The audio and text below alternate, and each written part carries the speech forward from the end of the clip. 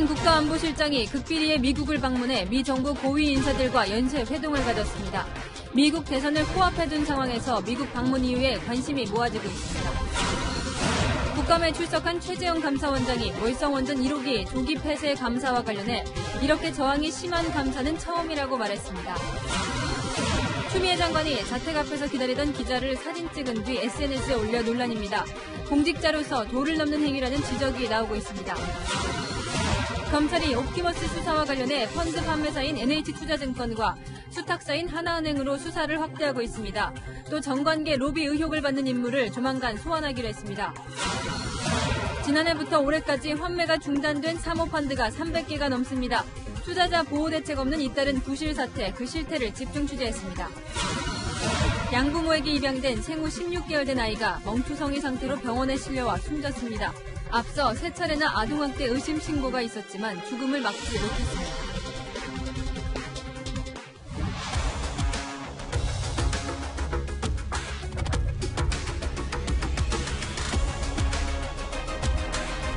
네, 뉴스데이 동정민입니다. 우리 안보 수장들이 동시에 워싱턴으로 향했습니다.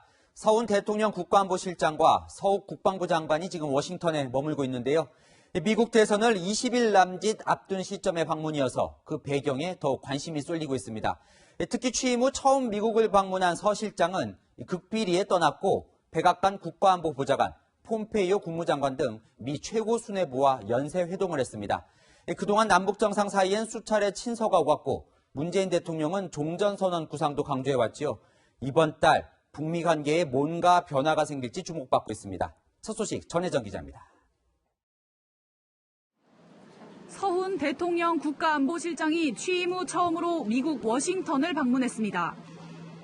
서 실장은 오늘 오전 자신의 카운터 파트너인 오브라이언 백악관 국가안보보좌관과 면담한 데 이어 내일 새벽엔 미 국무부 청사에서 마이크 폼페이오 미 국무장관을 만납니다.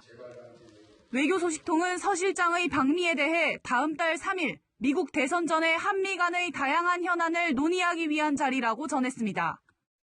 우선 교착 상태에 빠진 한미 방위비 분담금 협상과 주미 한국 대사의 발언으로 다시 불거진 한미동맹 이상기류를 점검할 것으로 보입니다. 70년 전에 미국을 선택했기 때문에 앞으로도 70년간 미국을 선택하는 것이 아닙니다. 또 문재인 대통령이 강조해온 종전선언 문제를 협의할 수 있다는 관측도 나옵니다. 여권에선 이번 방미를 계기로 북미 관계에 변화가 있을 것이라는 이른바 옥토버 서프라이즈 가능성도 조심스럽게 제기됩니다. 김정은 위원장은 지난 10일 열병식에서 북한의 대외정책 변화 가능성을 언급하기도 했습니다. 사랑하는 남녘의 동포들에게도 따뜻한 이 마음을 정히 보내면 북과 남이 다시 두 손을 마주 잡는 날이 찾아오기를 기원합니다. 서 실장은 3박 4일 동안 백악관과 국무부, 국방부와 싱크탱크 관계자 등을 두루 만난 뒤 모레 귀국할 예정으로 알려졌습니다. 채널A 뉴스 전혜정입니다. 서욱 국방부 장관과 마크 에스퍼 미 국방장관과의 회동 분위기는 싸늘했습니다. 매년 안보협의회를 열고 있는데요. 지난해 합의문을 보면 이 7조에 주한미군을 현 수준에서 유지한다는 문구가 적혀 있습니다. 매년 당연히 자동적으로 들어가는 문구였는데 올해 이 문구가 미국의 요구로 처음 빠졌습니다. 이 삐걱거리는 한미동맹의 현실을 보여주는 장면이라는 평가가 나옵니다. 최성 기자입니다. 한미 국방장관이 마주 앉았지만 전시작전 통제권 전환부터 입장이 갈렸습니다. 전작권 전환의 조건을 조기에 구비하며 한국군 주도의 연합방위 체제를 빈틈없이 준비하는 데 함께 노력할 것입니다. Fully meeting all the conditions for the transition of operational control to Iraq commander will take time. 결국 내년에 진행할 검증 일정조차 합의하지 못했습니다. 미국 납세자만 불공평해선 안 된다며 에스퍼 장관은 방위비 분담금 인상을 노골적으로 압박하기도 했습니다. 테이블 건너편에 앉은 이수혁 주미대사를 겨냥해 작심 발언을 하기도 했습니다. For 7 decades, our alliance has remained a bulwark of peace and prosperity in the Indo-Pacific. We are ready to meet the challenges of the next 70 years and beyond. Thank you. 사랑할 수 있어야 앞으로 70년도 미국을 선택할 수 있다는 최근 이수혁 대사의 발언을 정면으로 반박한 겁니다. 회담 후 예정됐던 공동 기자회견도 갑자기 취소됐습니다. 뒤늦게 나온 공동 성명에는 2008년 이후 빠진 적 없던 주한미군 현 수준 유지 문구가 12년 만에 처음으로 빠졌습니다. 우리는 종전대로 해당 문구를 유지해줄 것을 제안했지만 미국이 수용하지 않은 것으로 알려졌습니다. 국방부는 코로나19에다 미국 사정으로 기자회견이 취소됐을 뿐 현안에서 한미 사이 이견은 없다고 해명했습니다. 하지만 서울과 워싱턴에서는 삐걱대는 한미동맹 분위기가 그대로 노출됐다는 평가도 나옵니다. 채널A 뉴스 최선입니다. 동시다발적으로 이루어지고 있는 한미 고위급 접촉에서 무슨 일이 벌어지고 있는지 워싱턴 연결해서 알아보겠습니다. 김정환 특파원, 먼저 극비리에 떠난 서훈 국가안보실장 이야기부터 해보죠. 정말로 미국 대선 전에 이 북미 사이에 뭔가 진척이 있을 수 있는 분위기입니까? 네, 미국 대선 이제 20일 남았기 때문에 사실상 그 가능성 좀 희박하다고 보는 게 맞을 것 같은데요. 이 코로나19 확진 이후에 트럼프 대통령 떨어진 지지를 끌어올리기에 지금 올인하고 있어 일정 내기가 쉽지 않은 상황이고, 이 북한 입장에서도 바이든 후보가 승리할 경우 현 시점에서 트럼프 대통령과 대화하는 것 별 실익이 없다 판단할 가능성이 높습니다. 이 때문에 한미 동맹 간의 일종의 갈등 봉합 차원이라는 어떤 그런 분석의 설득력이 좀 더 실리는데요. 남북 독자적 교류나 또 지난번에 지금까지 이어져 왔던 그 코드 플러스 알파, 중국을 견제하기 위한 안보 협의체에 우리가 소극적이었기 때문에 그로 인해서 불거진 한미 간 갈등을 봉합하기 위한 차원이다, 이런 분석이 나오고 있고요. 지난달 또 문재인 대통령이 유엔 총회에서 이야기한 종전선언에 대한 양국 간의 의견 교류가 있을 것이라는 분석입니다. 네, 그렇군요. 자, 한미 국방부 장관 회담은 이제 이견이 컸다고 전해드렸는데, 실제 한미동맹 균열을 현지에서는 어느 정도 심각하게 보고 있습니까? 네, 오늘 사실 한미 국방장관 그 공동 기자회견 예정됐던 시간보다 3시간 바로 직전에 이 취소 통보를 받았습니다. 좀 상황을 알아보니까 에스퍼 국방장관이 전날 밤 전격적으로 취소 지시를 했다는 건데요. 그만큼 양국 간의 어떤 갈등에 대해 공식적으로 이렇게 표출하는 것에 대한 부담감을 느꼈다, 이렇게 볼 수도 있을 것 같습니다. 전작권 전환과 관련해서 이 미국 조야에서는 청와대가 무리하게 이 문제를 좀 추진하고 있다, 이런 불만도 나오는데요. 오늘 채널A와 통화한 미 국방부 관계자는 이 문제는 시점이 아니라 한국의 어떤 조건이 완결되어야 가능하다, 이렇게 힘주어 말했습니다. 네, 이 부분이 궁금합니다. 미국은 진짜로 주한미군을 뺄 생각이 있는 건가요? 아니면 그냥 이 방위비 인상을 위한 압박용으로 얘기를 하는 걸까요? 네, 앞서 보도에서도 접하셨겠지만 이 현 수준을 유지한다는 표현이 빠졌다고 해서 주한미군 철수나 어떤 감축 논의가 현재 이루어지고 있는 것은 아니라는 게 한미 양국 간의 공통된 입장입니다. 하지만요, 에스퍼 장관의 발언 좀 의미심장한데요. 오늘 방위 분담금 압박을 이야기하면서 이렇게 말했습니다. 주한미군 안정적인 주둔을 보장하기 위해 이게 필요하다. 여기에 대해서 이 미 행정부 소식통은 오늘 통화에서 오늘 에스퍼 장관의 발언은 일종의 경고 사격성 성격이 짙다는 의미심장한 묘한 말을 했습니다. 이 볼턴 전 보좌관, NSC 보좌관, 트럼프 대통령을 측근거리에서 보좌했던 인물이죠. 주한미군 철수 리스크는 현실이라 수차례 경고했는데 그 부분도 상기할 필요가 있을 것 같습니다. 지금까지 워싱턴에서 전해드렸습니다. 다음 소식입니다. 입주 건물에 이렇게 걸려있던 옵티머스 자산운용 간판은 이제 모두 사라졌습니다. 하지만 그 간판 안에 숱한 의혹을 밝혀내는 진실의 시간은 이제 시작입니다. 검찰은 옵티머스 사태의 수사 초점을 정관계 로비 의혹에 맞추고 있습니다. 먼저 NH투자증권과 하나은행에 주목하고 있는데요. 이 기관들이 옵티머스 펀드를 팔거나 투자를 집행하는 과정에서 부적절한 로비가 있었을 가능성을 추적하고 있습니다. 이현우 기자입니다. NH투자증권이 판매한 옵티머스 펀드는 4,300억 원이 넘습니다. 펀드 전체 판매량의 84%로 1,000명이 넘는 투자자가 이 회사를 통해 옵티머스 펀드에 투자했습니다. 검찰은 NH투자증권이 펀드 판매에 나선 배경에 로비가 있었는지 조사 중입니다. NH투자증권은 지난해 6월 옵티머스의 제안을 받고 사흘 만에 펀드 판매를 결정한 걸로 알려졌습니다. 이에 앞서 정영채 NH투자증권 사장과 김재현 옵티머스 대표의 회동이 영향을 줬다는 의혹이 제기됐습니다. 정 사장은 김 대표와는 우연히 한번 만났다며 펀드 판매 결정과 무관하다고 반박하고 있습니다. 경영진이 판매에 관여할 수 없는 구조로 저희들은 제도화되어 있다고 보시면 되겠습니다. 검찰은 투자금 보관을 맡은 수탁사 하나은행도 수사 중입니다. 공공기관 매출 채권에 투자한다는 약속과 달리 부실기업 등의 투자가 이뤄지는 걸 알면서도 용인했는지 확인하려는 겁니다. 검찰은 조만간 하나은행 담당 팀장을 피의자 신분으로 불러 조사할 계획으로 알려졌습니다. 검찰은 또 옵티머스의 마스크 유통 사업과 관련된 화장품 제조업체에서 각각 회장과 이사로 재직 중인 이모 씨 형제에 대해 횡령 혐의로 사전 구속영장을 청구했습니다. 채널A 뉴스 이윤우입니다. 정관계 로비 의혹의 또 다른 축은 공공기관들입니다. 그중 한 곳인 한국전력의 자회사 남동발전 사장이 오늘 국정감사장에 나왔습니다. 투자 검토 과정에 불법 로비가 있었느냐가 쟁점이었습니다. 최소연 기자입니다.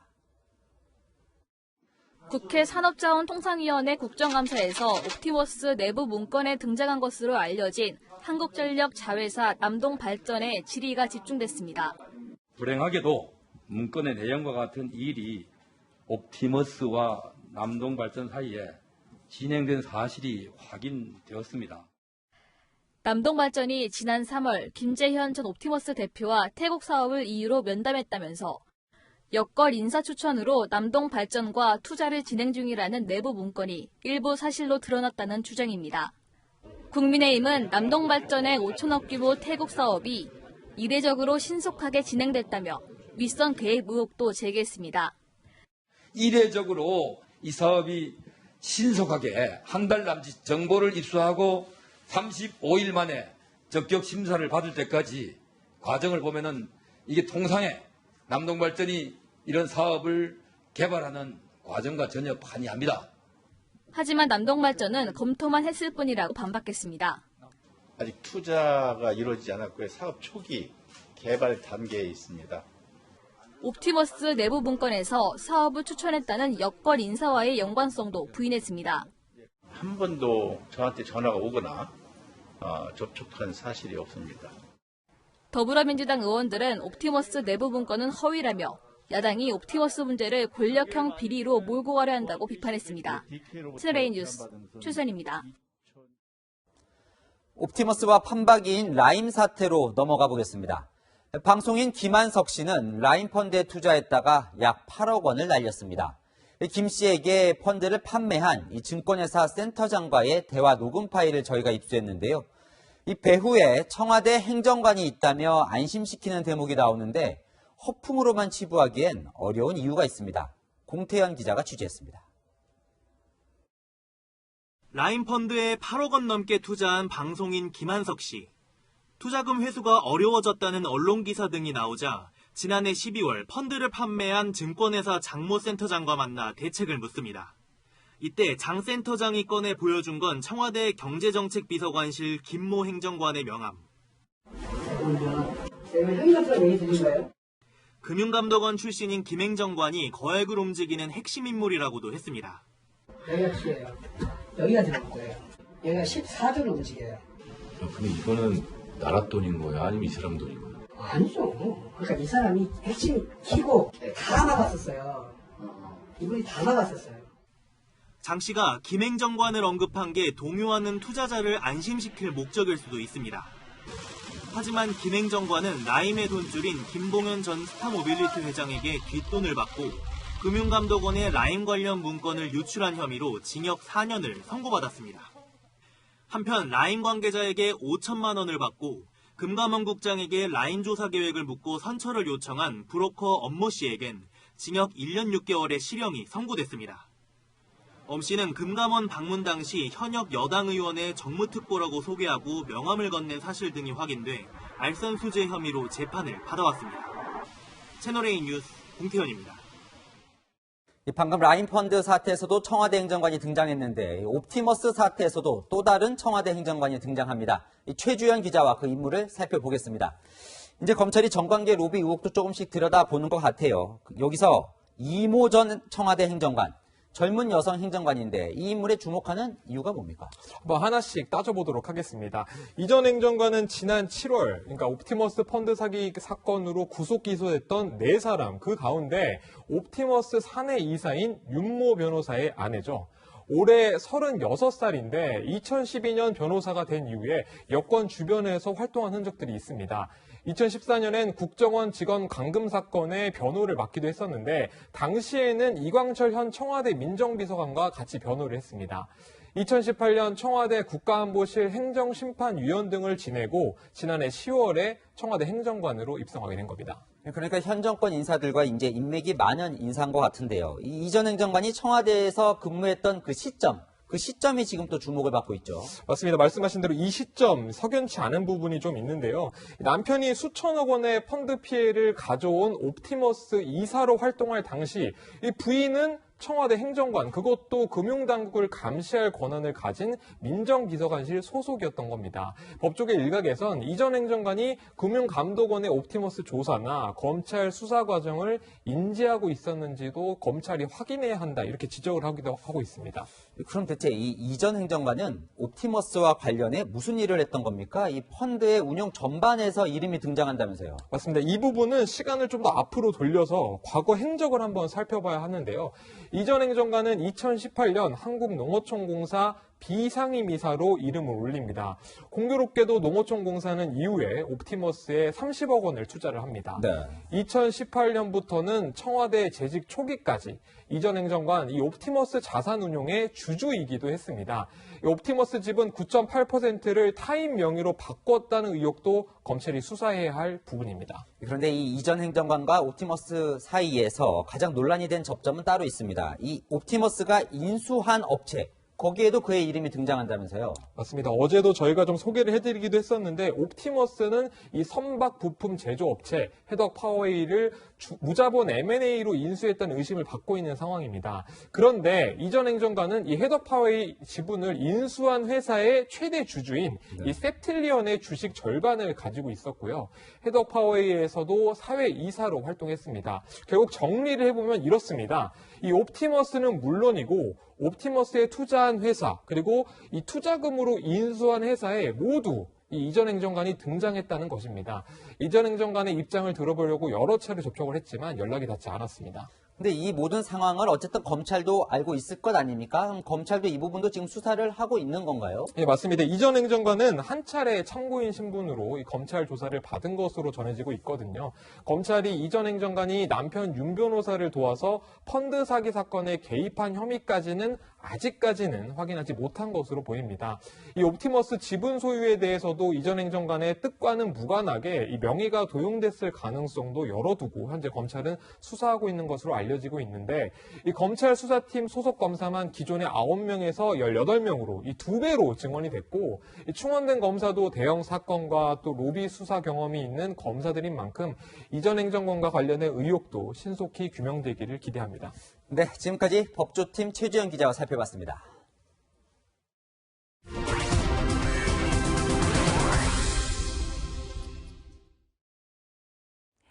옵티머스 사태와 라임 사태에서 놓치지 말아야 할 점은 눈물 흘리는 피해자들이 있다는 점입니다. 이 두 펀드뿐만 아니라 최근 사모펀드 관련 피해가 크게 늘었습니다. 작년과 올해만 해도 투자금을 돌려받을 수 없는 사태를 일으킨 사모펀드가 300개가 넘습니다. 판매를 맡은 금융사들 말만 믿었다가 생계 자금을 잃은 투자자들이 수두룩한 겁니다. 사모펀드는 투자 구조가 복잡하고 리스크가 큰데 대책 없이 문턱만 낮춰놓은 게 문제라는 지적이 나옵니다. 박정서 안건우 기자가 차례로 보도합니다. 지난 2017년부터 2년간 판매된 이탈리아 헬스케어 사모펀드. 양모 씨가 10억 원 가까운 전세금을 넣은 건 지난해 6월이었습니다. 판매사인 하나은행을 찾았다가 예금 금리를 웃도는 연 5% 수익률에 안정적인 상품이란 권유를 받고 투자를 결심했습니다. 이탈리아 정부의 의료 예산으로 편성돼서 나오는 거기 때문에 그래서 이탈리아 정부가 망하지 않는 한 절대 회수되는 데는 안전성이 탁월한 상품이다. 안전성과 또 기간이 저희한테는 딱 맞았어요. 투자자 400여 명에게 1,188억 원어치가 팔렸지만 지난 4월 환매가 중단됐습니다. 이 펀드는 이탈리아 병원들이 지역 정부에 청구할 진료비 매출 채권에 투자하는 상품. 하지만 하나은행의 펀드 실사 결과 단기 채권 위주로 운용할 계획이라던 펀드에 장기 채권이 편입됐고, 이런 장기 채권을 시장 가격보다 높은 가격에 매입한 정황도 나왔습니다. 지난 4월 기준 9개 펀드 중 4개 펀드는 투자금의 57%, 한 펀드는 39%밖에 남지 않았습니다. 13개월 만에 조기 상환이 가능하다고 판매했지만 5, 6년 뒤로 환매가 지연될 수 있다는 얘기도 나옵니다. 하나은행에서 나온 사내 메일인데 이 메일을 이제 보여주면서 무조건 상환이다. 끊임없이 그 당시에까지는 괜찮다, 문제없다. 하나은행 측은 판매사일 뿐 펀드 부실에 대해서는 몰랐다며 고객들에게 보상안을 제시했습니다. 하지만 양 씨를 포함한 일부 투자자들은 거부하고 있습니다. 고객 김학현이 즉각 인정하고 원금 전액 반환하라. 헬스케어 펀드뿐 아니라 사모펀드 환매 중지 사태가 잇따라 벌어지면서 소비자 보호 대책을 요구하는 목소리도 높아지고 있습니다. 채널A 뉴스 박정서입니다. 지난 7, 8월 사모펀드 환매 연기는 한 달에 20건꼴. 올해로 범위를 넓히면 164개, 지난해까지 하면 351개의 사모펀드가 투자금을 돌려주지 못했습니다. 환매 연기 사태가 최근 2년간 집중 발생한 겁니다. 화근은 2015년부터 3년 동안 완화된 사모펀드 규제, 사모펀드사 설립에 필요한 필수 자본이 6분의 1로 줄고 운용사 설립도 허가제에서 등록제로 바뀌면서 수백 개의 사모펀드가 난립했습니다. 1억 원만 있으면 누구나 투자할 수 있도록 진입 장벽이 낮아졌지만 안전장치는 없었습니다. 일부 금융사기꾼들에게 금융지식이 없는 투자자들의 돈은 좋은 먹잇감이었습니다. 사모펀드는 멋대로 모집해서 멋대로 투자 행위를 해도 규제나 모니터링을 받지 않기 때문에 마음대로 사기칠 수 있는 것이죠. 사모펀드 천국인 미국에선 피해를 최소화하기 위해 금융 전문성이 있고 손실을 감당할 자산과 수입이 있는 사람만 투자할 수 있게 했습니다. 진입 장벽을 다시 높이자는 대안이 거론되는 이유입니다. 판매사인 은행과 증권사의 책임을 강화해야 한다는 지적도 나옵니다. 위험성이 있는 사모펀드라면 판매사들이 이러한 걸러주는 기능을 적절하게 수행할 수 있도록 더 큰 책임을 부여하는 것은 필요하다고 볼 수 있죠. 잇따른 부실에 정부가 사모펀드 최소 투자액을 1억 원에서 3억 원으로 올렸지만 금융당국과 금융사의 치밀한 검증과 관리감독 시스템도 마련되어야 합니다. 채널A 뉴스 안건우입니다. 자, 안건우 기자가 지적했듯이 일반 소비자들은 판매사인 은행과 증권사만 보고 펀드에 투자합니다. 옵티머스, 라임 피해자들도 대부분 증권사 말만 믿고 투자했습니다. 사모펀드에 대해서는 들어본 적도 없는 고령층 피해자들이 퇴직금이나 보험금을 통째로 날렸습니다. 제가 직접 들어봤습니다.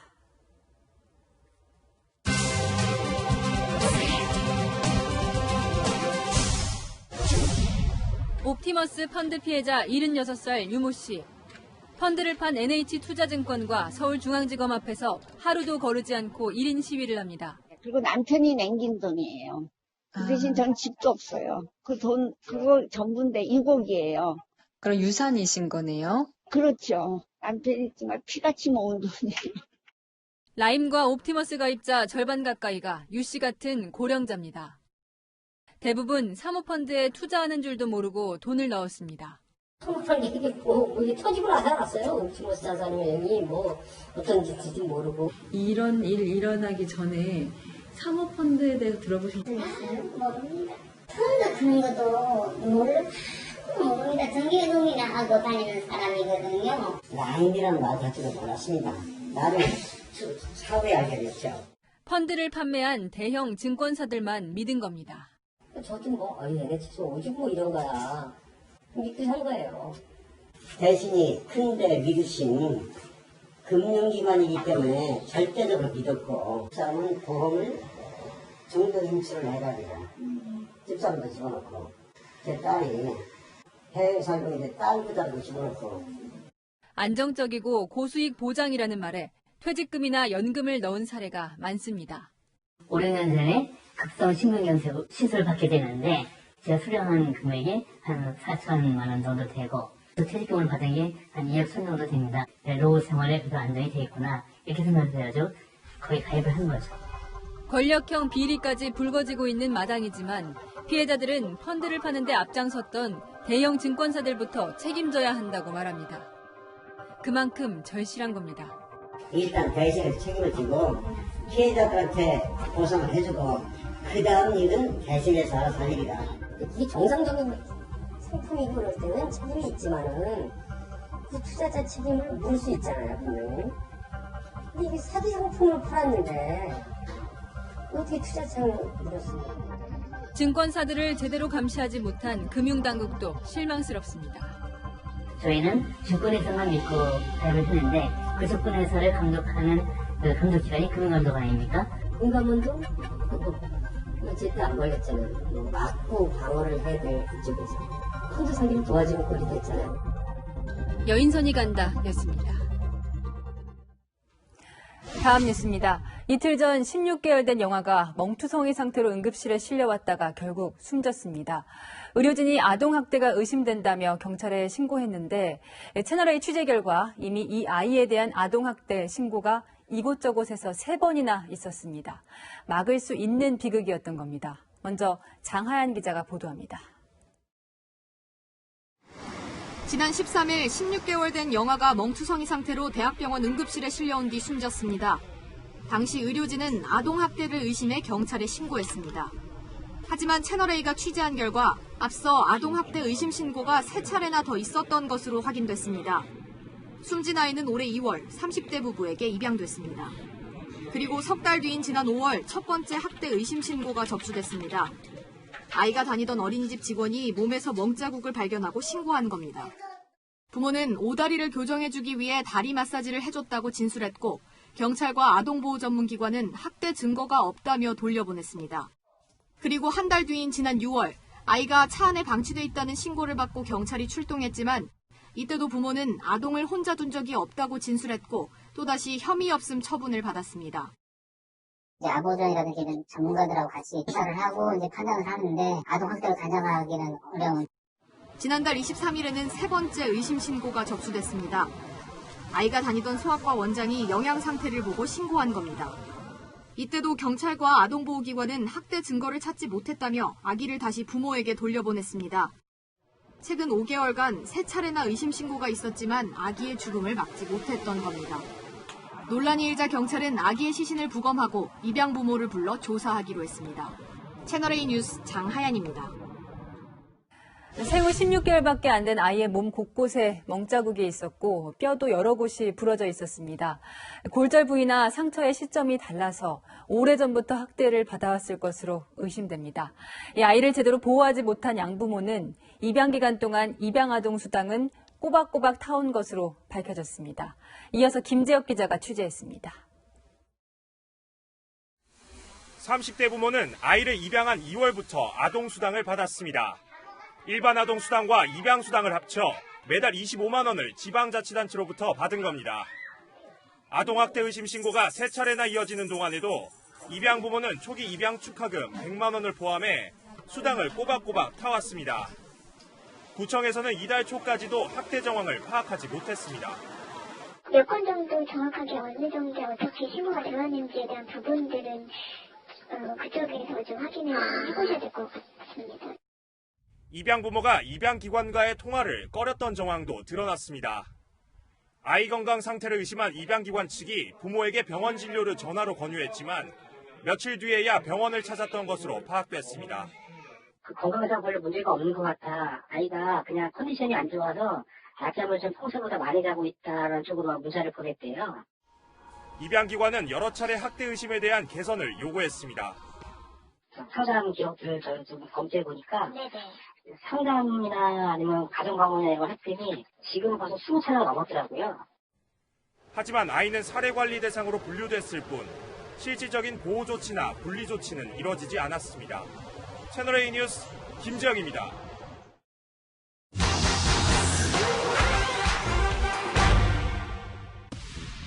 부모 학대를 못 이겨 목숨을 걸고 탈출한 10살 아이. 우리 어린이한테 미안한 마음 안 드신가? 9살 아이를 여행용 가방에 가둬 살해한 사건도 있었죠. 아이가 죽을 수도 있다고 생각하지 않으셨나요? 코로나19 사태 이후 아동학대가 크게 늘었다는 우려 많은데요. 사실인지 데이터로 알아봤습니다. 범죄 신고가 접수되는 112 종합상황실, 치안정책연구소가 코로나19 시기 접수된 112 신고 빅데이터를 분석했습니다. 파란색은 지난해, 노란색은 올해 112 신고 건수인데 1월과 2월엔 지난해 대비 소폭 증가하다가 한 달 신규 확진자가 6천 명을 넘어섰던 3월 전국 112 신고 건수가 급감합니다. 3월 지역별로 보면 코로나19 피해가 집중됐던 대구는 19%, 경북은 13.9%는 물론 인접 지역인 부산도 17.4% 112 신고가 줄었죠. 112 신고가 줄었다면 모든 범죄가 줄어든 건 아닐까요? 아니었습니다. 전화나 문자로도 할 수 있는 이 비접촉 강력 범죄인 이 공갈과 협박, 3월엔 44%, 22%나 증가했고 그 외에 스토킹과 가정 내 아동 학대도 늘어난 걸로 나타났습니다. 특히 경찰청 통계에서도 올해 1월부터 8월까지 아동 학대로 검거된 건수 3,314건으로 지난해 비해 19.4%나 증가했습니다. 연구팀은 최근 3년간 아동학대로 신고된 데이터를 토대로 인공지능을 이용한 예측 분석을 했는데요. 11월, 12월 각각 30%씩 가정 내 아동학대 신고가 늘 수 있다는 예측도 나왔습니다. 코로나로 인해 없던 일이 생겼다기보다는 양육 기술의 문제라든지 위험 요인이 더 증가하는 상황이 되지 않았나라는. 국내만의 이야기일까요? 그건 아닙니다. 코로나19 이후 전 세계 아동학대가 2배 늘었다는 연구도 있는데요. 학교가 문을 닫고 또 감시망이 느슨해진 사이 사각지대에 놓인 아이들에 대한 대책이 필요한 시점입니다. 이 밖에도 궁금한 점은 팩트맨 많은 분이 바랍니다. 추미애 법무부 장관이 이 출근을 방해했다며 자택 앞으로 찾아온 언론사 사진기자를 찍어 SNS에 올리면서 논란입니다. 처음엔 기자의 얼굴 일부가 노출된 사진을 올렸다가 논란이 일자 모자이크 처리를 한 사진으로 대체했습니다. 인터넷과 SNS에서는 추 장관에 대한 사생활 침해다, 이 공인인 추 장관이 과민하다 의견이 맞섰습니다. 조영민 기자입니다. 추미애 법무부 장관이 서울 광진구 자택 앞에 있는 언론사 사진기자 사진을 SNS에 올린 건 오늘 오전. 마스크를 썼지만 기자의 얼굴 일부가 그대로 드러난 사진이었습니다. 추 장관은 기자가 출근을 방해했다고 주장하며 집에서 일해야겠다고 밝혔습니다. 지난 9개월간 언론은 아무 데서나 저의 전신을 촬영했다며 흉악범을 대하는 앞뒤 안 맞는 질문도 퍼부었다는 게시글도 올렸습니다. 추 장관이 올린 게시글에는 사진 기자의 취재 활동을 비판하는 내용과 공인인 추 장관의 행동이 부적절하다는 취지의 글이 엇갈렸습니다. 잠시 뒤 추 장관은 자신이 올린 사진 속 기자 얼굴에 모자이크 처리를 해 기존 사진과 대체했습니다. 한 시민단체는 기자가 집 앞에서 취재한다는 이유로 얼굴이 그대로 드러난 사진을 게시하고 비난한 건 언론 탄압이라며 추 장관을 내일 명예훼손 혐의로 고발하겠다고 예고했습니다. 채널A 뉴스 조용민입니다. 최재형 감사원장이 오늘 국정감사에 출석해 작심 발언을 했습니다. 감사 저항이 굉장히 많은 감사였습니다. 월성 원전 1호기 조기 폐쇄가 적절했는지 이 감사를 진행하는 과정에서 정부 부처의 저항이 컸다고 폭로한 겁니다. 탈원전 정책을 추진해온 여권의 비난을 받고 있는 최 원장, 늦어도 다음 주엔 감사 결과를 공개하겠다고 밝혔습니다. 강은하 기자입니다. 최재형 감사원장은 월성원전 1호기 조기 폐쇄에 대한 적절성 감사가 늦어진 이유로 감사 대상자들의 저항을 꼽았습니다. 국회 감사 요구 이후에 산업부 공무원들이 관계 자료를 거의 모두 삭제했습니다. 그리고 그것을 복구하는 데도 시간이 걸렸고 또 진술받는 과정에서도 상당히 어려움이 있었습니다. 현행 감사원법은 감사를 거부하거나 감사원의 자료 제출 요구에 따르지 않거나 감사를 방해하면 1년 이하의 징역 또는 1,000만 원 이하의 벌금형에 처하게 되어 있습니다. 하지만 감사 대상자들이 이에 아랑곳하지 않고 자료를 삭제하고 거짓 진술을 하는 바람에 확인 작업에 상당한 시간이 걸렸다는 겁니다. 이렇게 감사 저항이 심한 감사는 제가 재임한 동안에 처음 있는 겁니다. 최 원장은 감사가 늦어진 것을 사과하면서 쟁점에 대한 합의는 이미 끝났다고 밝혔습니다. 그러면서 내일 최종 문안 합의를 거쳐 빠르면 오는 19일, 늦어도 20일까지는 공개가 가능하다고 밝혔습니다. 하지만 여당 의원들은 강압조사 가능성을 거론하며 감사 결과에 불신을 드러냈습니다. 강압 감사 있었고 계속 연기된 감사 있었고 국민의 한 사람으로서 그 결론을 제가 믿을 수 있을지 그런 부분이 걱정이 되는 겁니다. 감찰을 통해서 저희가 분명히 밝혀서 문제가 있다면 적절한 조치를 취하겠다고 말씀을 드렸고요. 최 원장은 또 상임위 의결이 있다면 관련된 모든 자료와 회의록을 공개하겠다고 밝혔습니다. 채널A 뉴스 강은혜입니다.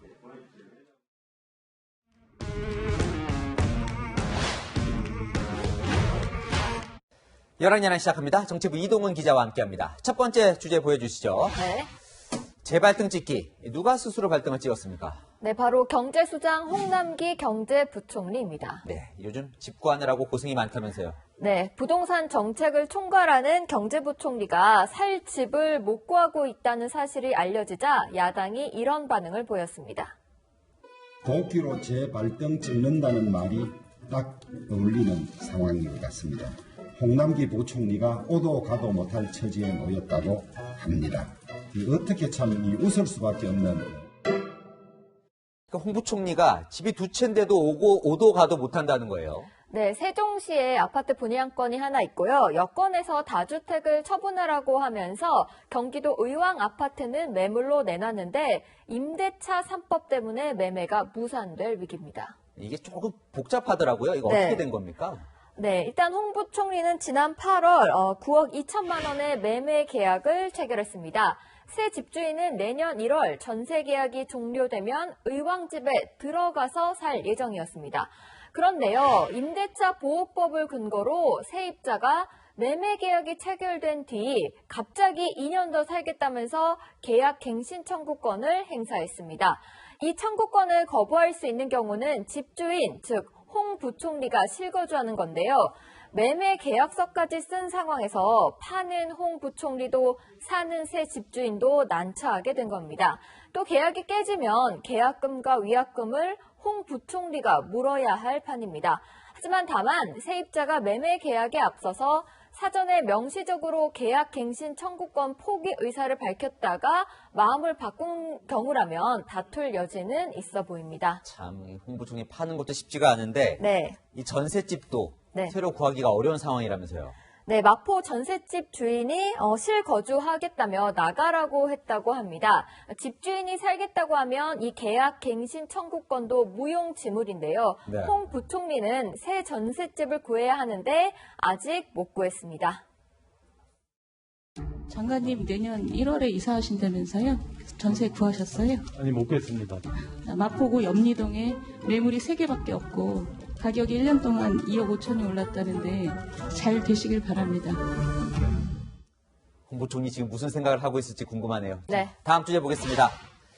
대머리는 탈락. 네. 탈모인들이 들으면 굉장히 기분 나쁠 제목인데 어떤 내용입니까?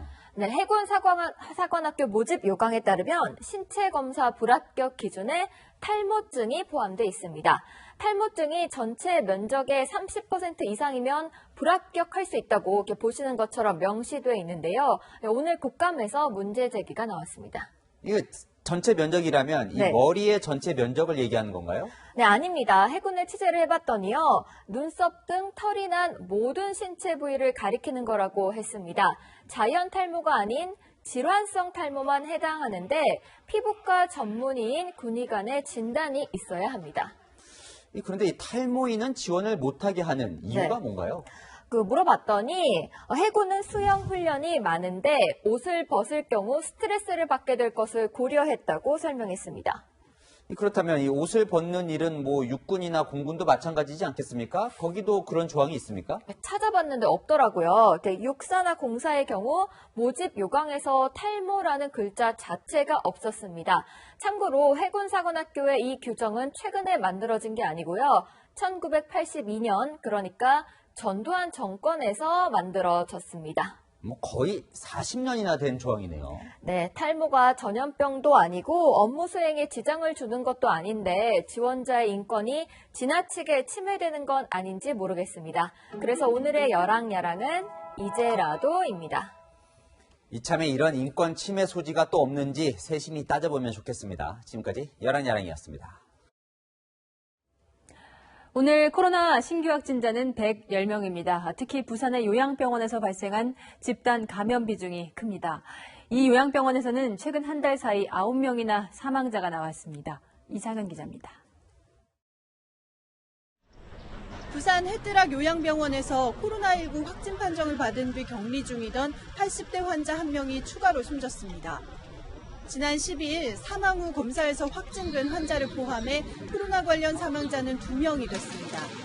확진자 53명 가운데 90대가 6명으로 고령 환자가 많다는 것도 문제입니다. 어제 이송 전원하실 때 2분이 중증이었습니다. 그중에 오늘 사망하셨던 분이 가장 건강 상태가 안 좋으셨고요. 지난달부터 최근 한 달 새 이 요양병원에서만 7명이 호흡곤란 등의 증세를 보이며 숨졌는데 이들은 사망 후 확진자와 같은 층 병실을 사용한 걸로 확인됐습니다.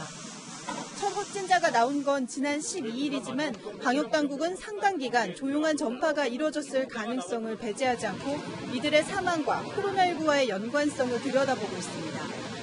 7개월간 면회 금지였던 만큼 방역당국은 출퇴근하는 직원을 통한 전파 가능성이 높은 걸로 보고 직원들의 동선을 파악 중입니다. 요양병원이 위치한 만덕동은 지난 9월부터 76명이 확진돼 집합 제한 조치까지 내려진 상태입니다.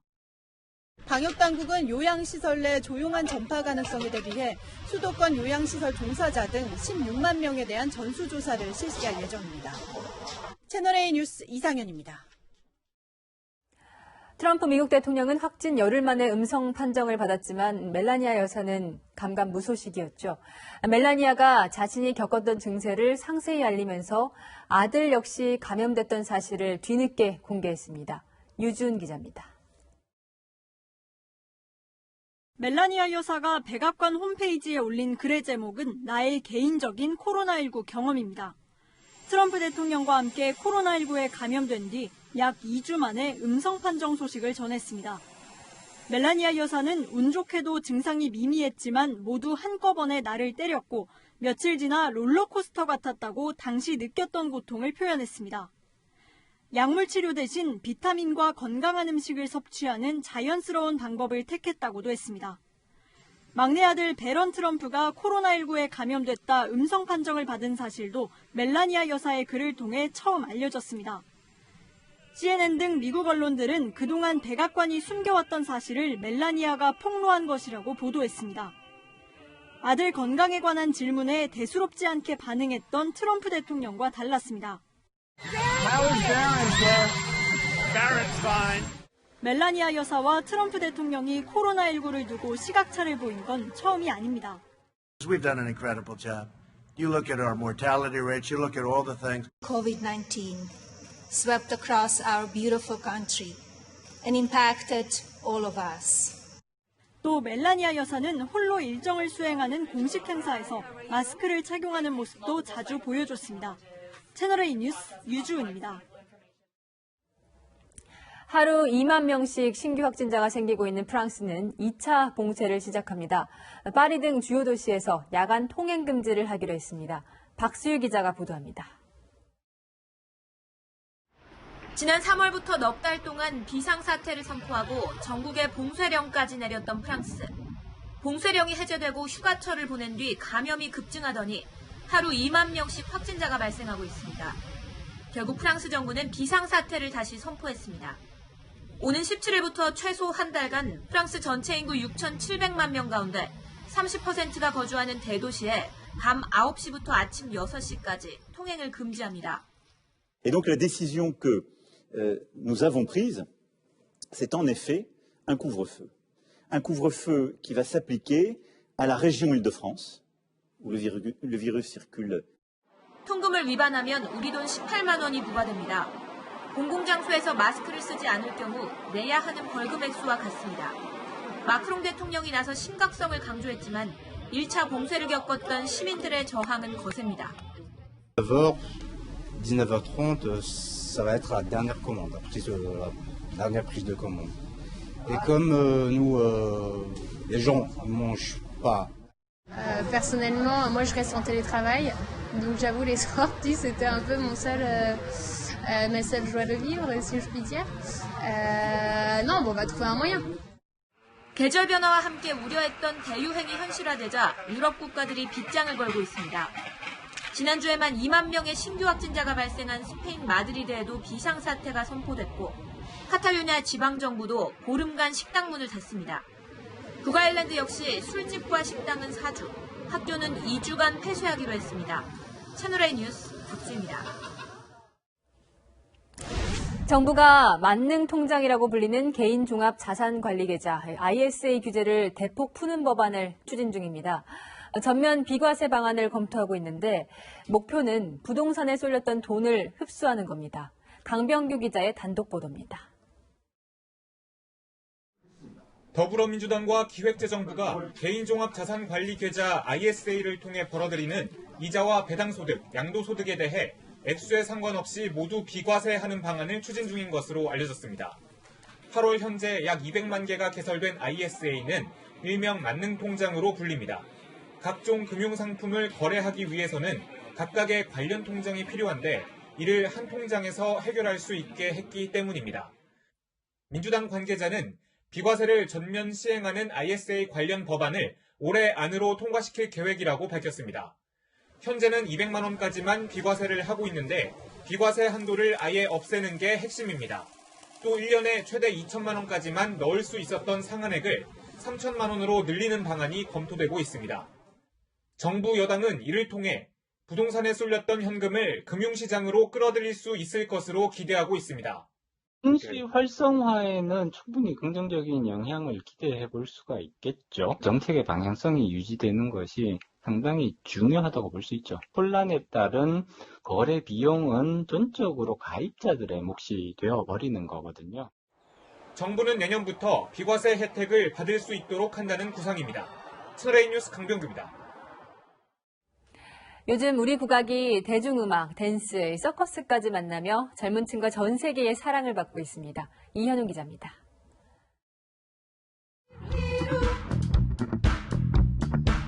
강릉 정동진을 배경으로 흥겨운 춤판이 벌어집니다. 국악 리듬과 신나는 댄스가 빚어내는 색다른 느낌. 강릉, 목포, 안동을 배경으로 한 영상들은 유튜브 공개 이틀 만에 조회수 260만. 앞서 서울, 부산, 전주에서 촬영한 3개의 영상은 조회수 1억을 바라봅니다.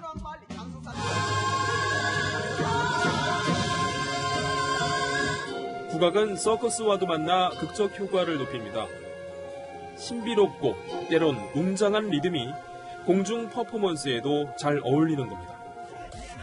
조선시대 행진음악 대추타에서 이름을 딴 BTS 멤버 슈가의 노래는 전 세계 팬들로부터 찬사를 받았습니다.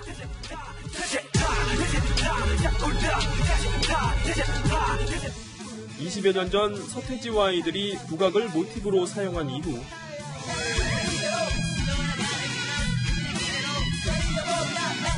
이제는 메인 테마로 비중을 키우고 있습니다. 전문가들은 국악이 해외는 물론 국내 디지털 세대에게 새로운 장르로 인식되고 있다고 분석합니다. 핵심적인 힘은 한과 흥이잖아요. 그 부분이 아마 극화에서 굉장히 보여주는 면들이 있는 것 같아요. 현재의 음악하고 어우러졌을 때 굉장히 시너지를 많이 낸다. 한국이 어떤 악기의 울림과 그 신명이 있기 때문에 캐스팅하고 함께하는 겁니다. 크로스오버를 통해 다시 부활하고 있는 우리의 전통 리듬. 국악의 르네상스가 열리고 있습니다. 채널A 뉴스 이현영입니다.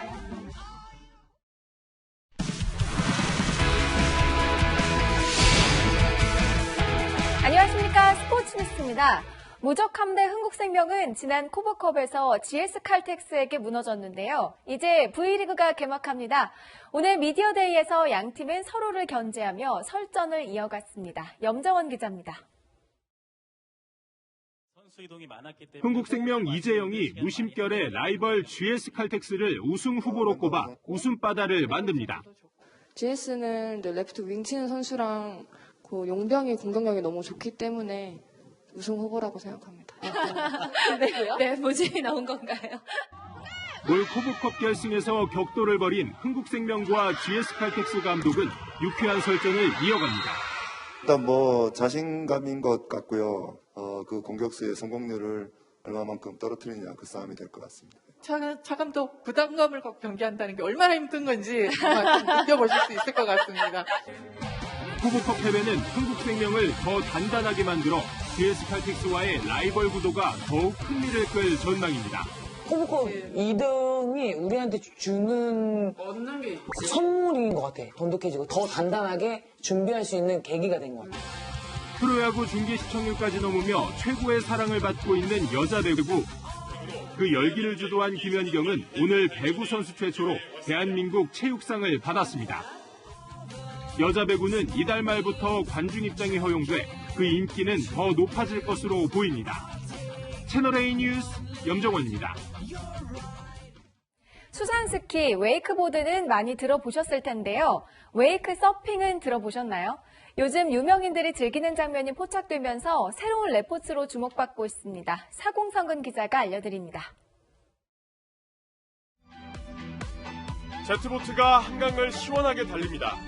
그 뒤를 따라붙는 건 한 명의 서퍼와 보드. 보트에서 나오는 인공 파도를 즐기는 웨이크 서핑입니다. 보트에 줄을 잡고 타는 수상스키, 웨이크보드와 달리 웨이크 서핑은 줄을 놓은 뒤부터가 본격적인 시작입니다. 아시아 최초 프로 웨이크 서퍼인 김선아가 시원하게 물살을 가릅니다. 점프는 기본, 360도 회전도 가뿐합니다. 해외에선 이미 큰 대회들이 자리 잡았고 전국체전에서도 정식 종목으로 채택됐습니다. 아시아 최초로 제가 이렇게 입성을 해서 지금 열심히 활동을 하고 있고요. 일단 너무 자유로운 거 있잖아요. 제가 이 보드 위에서, 이 보트 뒤에서 뭔가 자유롭게 할 수 있다는 게. 서울 한강에서도 웨이크 서핑을 쉽게 배울 수 있습니다. 물 위에서 일어나 보드 위에 앉는 것도 처음에는 쉽지 않습니다. 하지만 어렵게 물 위에 올라서 보트와 연결된 줄을 놓는 순간 자유를 만끽할 수 있습니다. 최근 유명 연예인들이 즐기면서 한강에서도 서핑을 즐기는 사람이 늘고 있습니다. 웨이크 서핑은 줄에 의존하지 않고 전신의 근육을 이용해서 물 위에서 균형을 잡아야 해 운동량도 상당합니다. 채널A 뉴스 사공성근입니다. 입동이 20여일 남았지만 예년보다 추워진 날씨에 마트에는 이렇게 월동 용품들이 가득합니다. 기상청에 따르면 서울의 이달 초 평균 기온은 지난해 동기보다 약 4도 정도 낮아졌는데요. 이에 따라 이달 초부터 전기장판의 매출은 지난해 같은 달보다 무려 170% 정도 증가하는 등 난방용품의 판매가 급증하고 있습니다. 이 밖에 겨울 내복 판매도 작년에 비해 20%가량 늘어났습니다. 다음 주로 갈수록 날이 싸늘해지기 때문에 가정에서도 월동 채비 미리 해두시는 게 좋겠습니다. 남은 한 주도 아침 저녁으로는 무척 쌀쌀합니다. 오늘 아침 북춘천에서는 작년보다 10일 빨리 서리가 관측됐는데요. 내일 아침은 전국이 10도 안팎, 낮에는 20도 안팎까지 오르겠고 내륙 깊숙한 곳이나 산간 지역에서는 서리가 내릴 가능성도 있습니다. 내일은 전국에 구름량이 많아집니다. 경기 북부와 영서 북부, 제주에는 한때 5mm의 비가 지나겠습니다. 토요일 새벽에는 서해안에 비가 살짝 지나고 낮부터 맑아져서요. 주말 동안에는 맑은 가을 날씨 누리실 수 있습니다. 날씨였습니다.